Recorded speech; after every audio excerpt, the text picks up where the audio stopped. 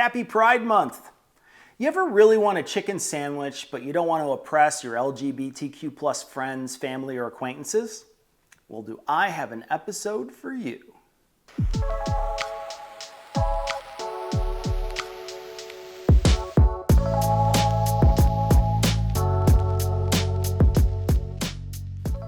I know someone's going to comment below that Chic Fil A stopped giving money to anti-gay causes in 2019.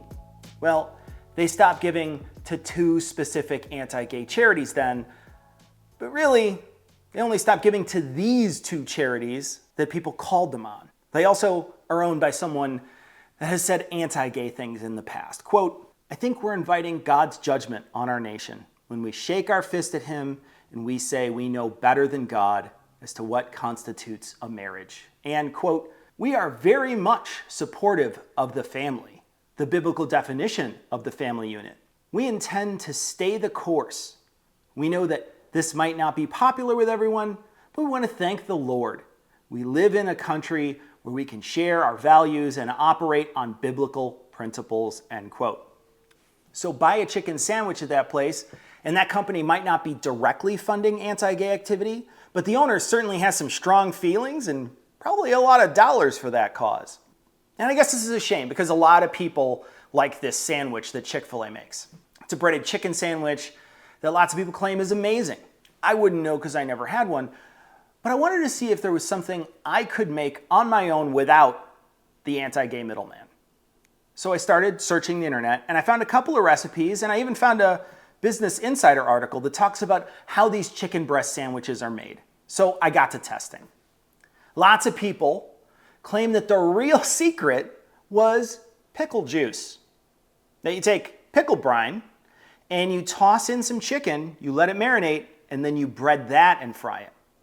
The Business Insider article suggested that you take raw, unseasoned chicken breast, dip that in egg wash and then in flour, and then fry that.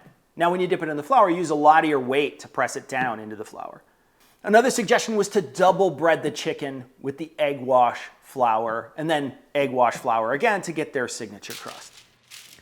I was fine with these plans, but I wanted to season the chicken. I didn't want to just throw it in there without any seasoning on it.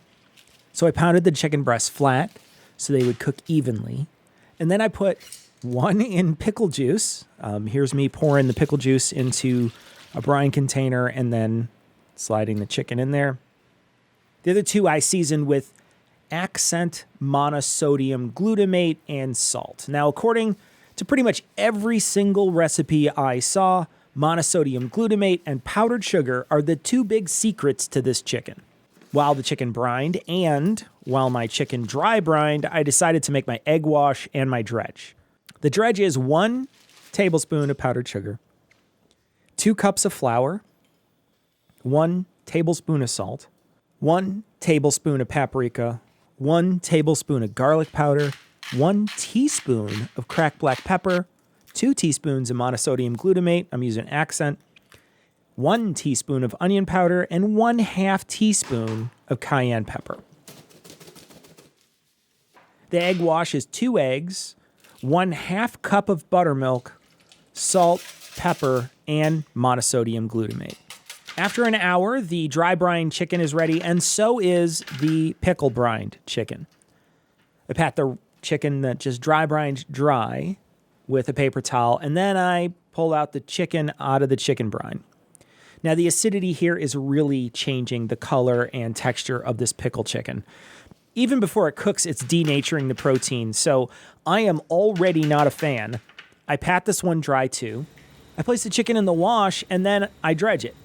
Now, according to the Business Insider article, they say you really need to press hard on this chicken, like putting a lot of your weight on it. That's what they do at Chic Fil A. So I did that. I'm pressing on it here, and I actually think that this really does help the crust adhere. It's like opening the flesh a little bit, and I feel like the breading adheres a little more. I put these on a rack, and I do double dip the final one. We fry these off into some peanut oil set to 375 degrees Fahrenheit. So these go onto the rack, and we're going to see which one we like best. Here's the double dipped one, the regular dipped one, and the pickle one. I have to say, they all really do look amazing. Each has a nice crust on it, and I taste the first one, and to be honest, it actually is a little too much breading. It's not perfect. The second one is great, really tasty, right amount of breading. This last one here is the pickle one, and I am just going to let you listen to my actual reaction. Oh, God, that's gross. Okay, no. No. I have to say that this is literally the worst chicken breast I have ever had. Absolutely not. It is a terrible idea. Why does this have so much traction online? Why are people punishing themselves like this? It wasn't even just the smell, right? It's like the flavor and, more importantly, the texture is super unpleasant. That acid is way too much for this delicate chicken breast. Do not do this. So according to my reading, a Chick Fil A sandwich just has pickles on it. So I tried that. I put a chicken on a pickle with pickles in a bun. And it was way better just eating the chicken on its own than on a dry bread with pickles. That's what it says on their website. I've never had one, so I don't know. So I also heard about this Chick Fil A sauce, and I thought, why don't I just try to make another whole batch? For the Chick Fil A sauce, I added a couple tablespoons of mayo, teaspoon of mustard. I'm using Grey Poupon here. You can use any kind of mustard. A teaspoon of barbecue sauce. I'm using a sweet barbecue sauce. I'm adding a bit of honey to this, some salt, and a splash of apple cider vinegar. Now, taste this. Alter it to your palate. Add salt, that sort of thing. Next, I made the chicken, but this time I did a couple things differently. I didn't add as much salt into the wash. I decided to add the spices to the wash as well, so I'm basically doubling the spices. I'm putting an equal amount in each, in both the dredge and the wash, but I'm not putting as much salt in the wash. These fried up great.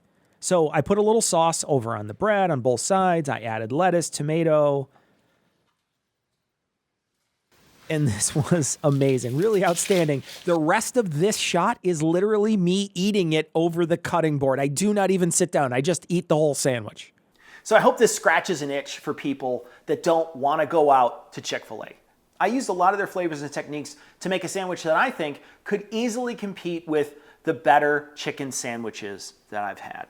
Now, I'm not saying it's faster or cheaper, but it will let you enjoy a chicken sandwich without hurting your friends.